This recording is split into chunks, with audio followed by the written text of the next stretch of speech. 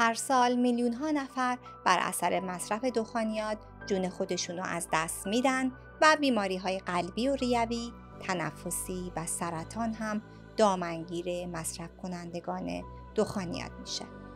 به خاطر آسیب های گسترده دخانیات و افزایش قربانیان سیگاره که سازمان جهانی بهداشت یک روز رو به اون اختصاص داده تا علاوه بر افزایش آگاهی عمومی درباره خطرات دخانیات، توجه سیاستگزاران در جوامع مختلف سراسر جهان رو به این بحران جلب کنه.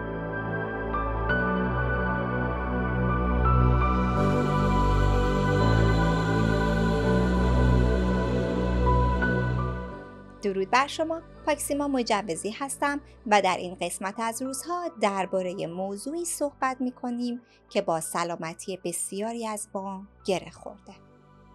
روز جهانی بدون دخانیات هر سال در 31 ماه می که امسال مصادف شده با 10 خرداد برگزار میشه تا توجه جهانیان رو به خطرات استفاده از سیگار و دخانیات و شیوه های فریبکارانه تولید کنندگان اون جلب کنه. در این قسمت از روزها مروری داریم به تاریخچه برگزاری روز بدون دخانیات، اهداف اون و کارهایی که میشه در چنین روزی انجام داد.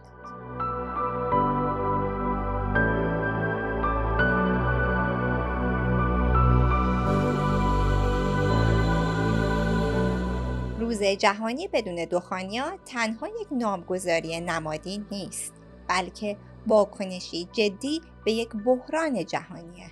نامگذاری این روز اولین بار در سال 1987 توسط کشورهای عضو سازمان جهانی بهداشت انجام شد.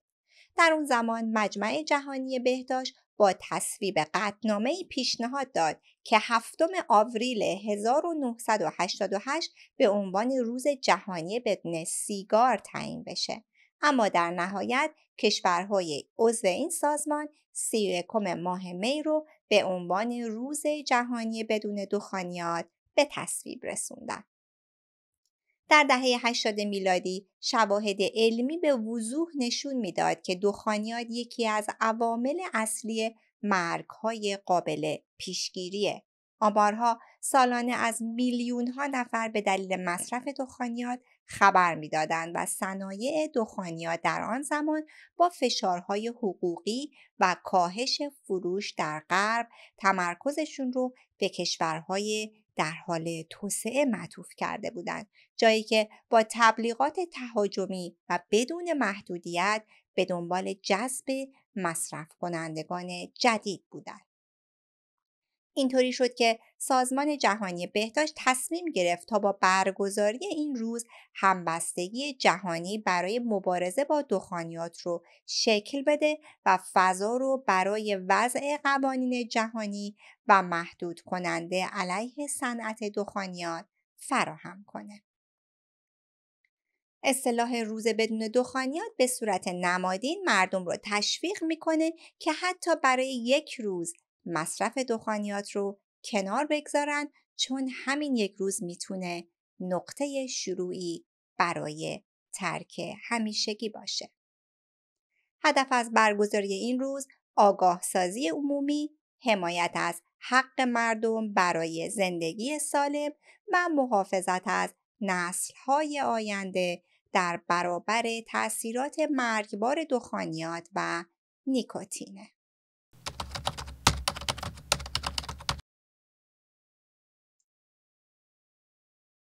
شعار امسال با عنوان کالاهای درخشان، نیت‌های تاریک بر افشا کردن ترفندهای صنایع دخانیات تمرکز داره. برای مثال تولید کنندگان سیگار رو که یک کالای مضر برای سلامتی جذاب جلوه میدن تا مصرف کنندگان قسمت تاریک محصولاتشون رو نبینن. استفاده از طعم‌های فریبنده و طراحی مشابه آبنبات، شکلات و حتی به کار بردن شخصیت‌های کارتونی همه از جمله ابزارهایی هستند که صنایع دخانیات برای جذب نسل‌های جدید و معتاد کردن اونها به نیکوتین مورد استفاده قرار میده. این شرکت‌ها از رنگ‌های درخشان، بسته‌بندی‌های شیک، طعم‌های افزودنی و حتی تبلیغات در شبکه‌های اجتماعی استفاده می‌کنند تا محصولاتشون رو با کلاس، بی‌خطر و خوشایند جلوه بدن. اما پشت این ظاهر جذاب، اعتیاد، بیماری و مرگ پنهان شده.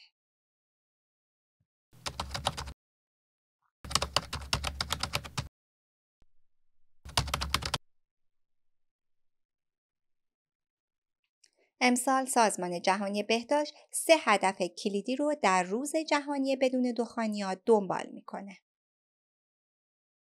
افزایش آگاهی عمومی درباره شیوه‌هایی که صنایع دخانیات برای فریب جوانان و مصرف کنندگان استفاده میکنن. تاثیرگذاری بر سیاست‌گذاری‌ها از جمله ممنوعیت طعم‌ها و افزودنی‌های فریبنده که دخانیات رو جذابتر میکنه. این سازمان همچنین به دنبال ممنوعیت کامل تبلیغات، ترویج و اسپانسرینگ دخانیات به ویژه در فضای دیجیتال و برای قانونگذاری در مورد تغییر طراحی بسته‌بندی و ظاهر محصولات تلاش میکنه. و در نهایت کاهش تقاضا برای مصرف دخانیات به ویژه در میان جوانان از طریق افشای ترفندهای بازاریابی و حمایت از سلامت عمومی. برای همینه که برخی از کشورها اقداماتی رو برای کاهش مصرف دخانیات انجام دادن. به عنوان مثال در استرالیا، کانادا و تایلند بسته‌بندی ساده بدون لوگوی بسته‌های سیگار و درج هشدارهای تصویری بزرگ مثل بیماری‌های ریوی الزامیه. در بسیاری دیگر از کشورها سیگار کشیدن در مکانهایی مثل رستوران‌ها، ادارات، وسایل حمل و نقل عمومی، پارک‌ها، فرودگاه‌ها و حتی خیابون‌ها ممنوع اعلام شده یا فروش سیگار به افراد زیر 18 سال کاملاً غیرقانونیه. همچنین دولت‌ها در کشورهای مختلف با فراهم کردن مشاوره و خط تلفن کمک به ترک سیگار و نیکوتین به افراد گرفتار یاری میرسونن. در این میان سازمان جهانی بهداشت هم از 2 آوریل 2024 یک دستیار هوشمند به نام سارا رو معرفی کرده و این ابزار دیجیتال با بهره‌گیری از هوش مصنوعی به عنوان یک مروج سلامت 24 ساعته به 8 زبان مختلف از جمله انگلیسی، اسپانیایی و عربی طراحی شده تا به افراد در زمینه‌هایی مانند ترک دخانیات، کاهش استرس، تغذیه سالم و سلامت روان کمک کنه. هدف از راه‌اندازی دستیار هوشمند سارا ارتقاء دسترسی به اطلاعات بهداشتی قابل اعتماد و ترویج سبک زندگی سالم در سراسر جهان. This topic is really important to me. Did you know that tobacco is responsible for over 8 million deaths every year? And almost half of the people who use it over a long period of time will die from a tobacco-related disease, while many more will have to deal with preventable health issues. We can discuss the benefits of quitting, strategies for quitting, or even both. What would you like to talk about?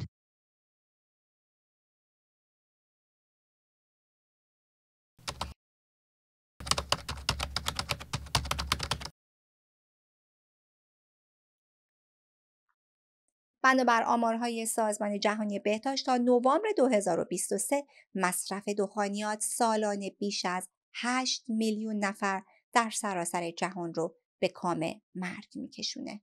از این تعداد بیش از 7 میلیون نفر به طور مستقیم به دلیل مصرف دخانیات جون خودشونو از دست میدن، در حالی که حدود 1,300,000 نفر دیگر غیر سیگاری هایی هستند که در معرض دود دست دوم قرار گرفته و به بیماری های مرتبط دچار میشن.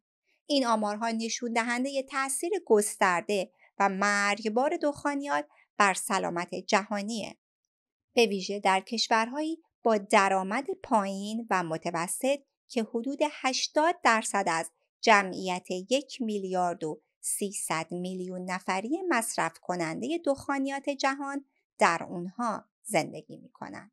علاوه بر مرگ و میر، مصرف دخانیات عامل اصلی بسیاری از بیماری‌های مزمن مانند بیماری قلبی، سکته مغزی، بیماری‌های ریوی و انواع مختلف سرطان. همچنین قرار گرفتن در معرض دود دست دوم میتونه منجر به بیماری‌های قلبی و ریوی در افراد غیر سیگاری بشه. این آمارها اهمیت اقدامات پیشگیرانه و سیاست‌های کنترل دخانیات رو برای کاهش این بار سنگین بر سلامت عمومی و اقتصادی کشورها برجسته می‌کنه.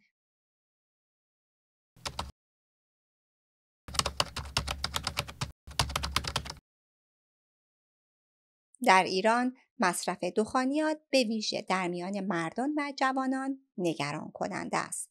بر اساس آخرین آمار رسمی حدود 20% از مردان و نزدیک به 4% از زنان ایرانی به طور منظم دخانیات مصرف می کنند. همچنین روند افزایش مصرف سیگار الکترونیکی و قلیان در میان نوجوانان و جوانان هشدار دهنده است.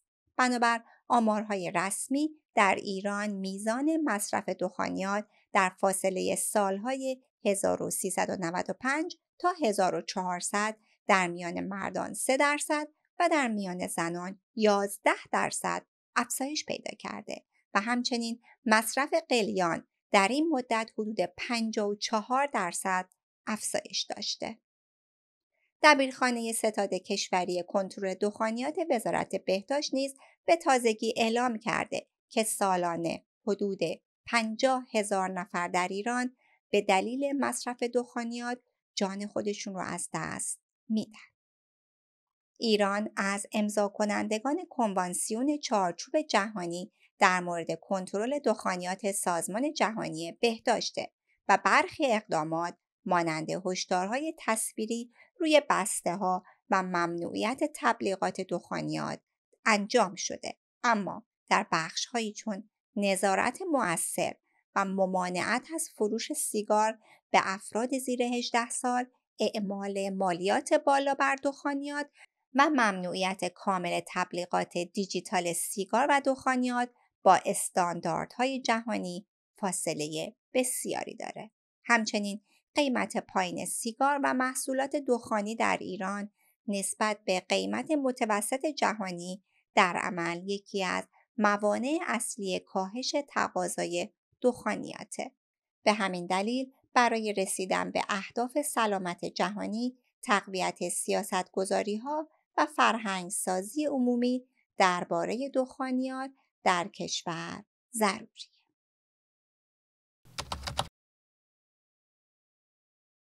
درباره مضرات و آسیب‌های سیگار و دخانیات زیاد گفته شده، اما یادمون باشه که دخانیات دشمن خاموش سلامته. صنایع دخانیات و در بعضی موارد گروه‌های مافیایی یا حکومتی برای سود خودشون سلامت مردم رو فدا می‌کنند. با آگاهی، مسئولیت پذیری و اتحاد میتونیم جلوی این فریبکاری‌ها بایستیم و برای داشتن جهانی بدون دخانیات تلاش کنیم.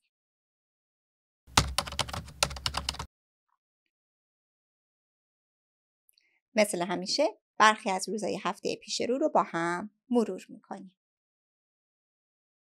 روز جهانی طراحان وب،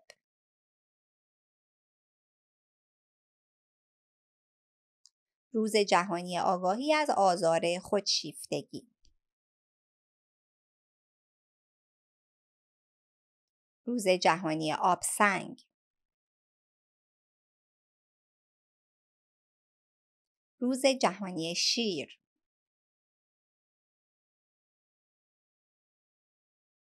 روز جهانی دوچرخه و روز جهانی غارها و جهان زیرزمینی. خیلی ممنون که تا آخر این روز هم همراه هم بودید و اگه اونو دوست داشتید با دیگران به اشتراک بگذارید و از کانال روزها حمایت کنید. تا روزی دیگر همیشه شاد، سلامت و پیروز باشید.